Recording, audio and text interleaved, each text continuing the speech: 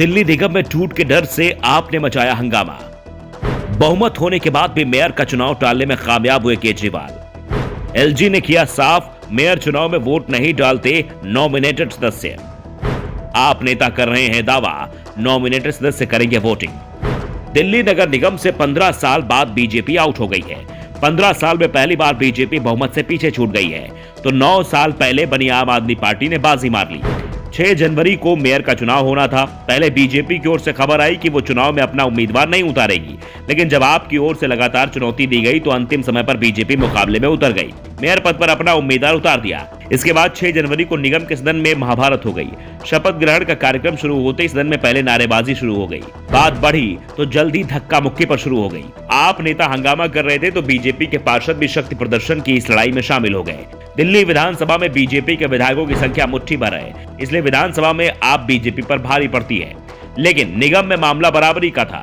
ऐसे में आपने चुनौती दी तो सदन के अंदर भी दोनों दलों के पार्षद आपस में भिड़ गए। धक्का मुक्की में से धक्का गायब हो गया और मुक्के चलने लगे, कुर्सियां चली। दावे तो यहां तक हो रहे हैं कि ब्लेड और कील कांटे भी चल गए। हंगामे के चलते निगम में मेयर का चुनाव नहीं हो पाया। आप और बीजेपी दोनों एक दूसरे पर हंगामा करने और लोकतंत्र के खिलाफ काम करने का आरोप लगा रहे हैं, तो कांग्रेस इसे दोनों दलों की नुरा कुश्ती बता रही है। अब नए सिरे से निगम का सत्र बुलाने की तैयारी हो रही है, लेकिन आप और बीजेपी के बीच की लड़ाई अब दिल्ली की सड़कों पर लड़ी जा रही है। सोशल मीडिया पर एक दूसरे को घेरा जा रहा है। एलजी वीके सक्सेना के ऑफिस के बाहर आपके कार्यकर्ता जोरदार प्रदर्शन कर रहे हैं। आप विधायक आतिशी ने मांग की है कि बीजेपी और लेफ्टिनेंट गवर्नर और वीके सक्सेना लिखित में स्टेटमेंट दें कि नॉमिनेटेड सदस्य वोट नहीं डालेंगे। लेकिन सवाल आपसे भी पूछा जा रहा है कि उनसे यह बात किसने कही कि नॉमिनेटेड सदस्य वोट डालेंगे। नॉमिनेटेड सदस्यों को वोटिंग का अधिकार नहीं है। बीजेपी नेता भी यही कह रहे हैं, प्रोटेम स्पीकर भी यही कह रहे हैं, लेकिन आप नेता लिखित में आश्वासन क्यों मांग रहे हैं, इसी पर सवाल उठ रहा है। आपने एलजी कार्यालय घेरा तो बीजेपी बापू की शरण में पहुंच गई। बीजेपी कार्यकर्ताओं ने राजघाट पर धरना दिया। सदन के अंदर के वीडियो वायरल हो रहे हैं। बीजेपी नेता सवाल कर रहे हैं कि जब आपको निगम में बहुमत मिला है तो फिर वो किस बात के लिए डर रही है। डर पार्टी की एकजुटता को लेकर दिख रहा है, या केजरीवाल चाहते ही नहीं कि एमसीडी में सही तरीके से काम शुरू हो जाए। आपको जीत मिली है, वो सत्ता संभाले और जो वादे किए उन्हें पूरा करे। दरअसल विवाद की शुरुआत प्रोटेम स्पीकर सत्या शर्मा के नाम से ही शुरू हो गई। आप अपने पार्षद को प्रोटेम स्पीकर बनाना चाहती थी, इसमें कामयाबी नहीं मिली, तो जैसे ही प्रोटेम स्पीकर ने नॉमिनेटेड सदस्यों को शपथ दिलाना शुरू किया तो आपने हंगामा मचाना शुरू कर दिया।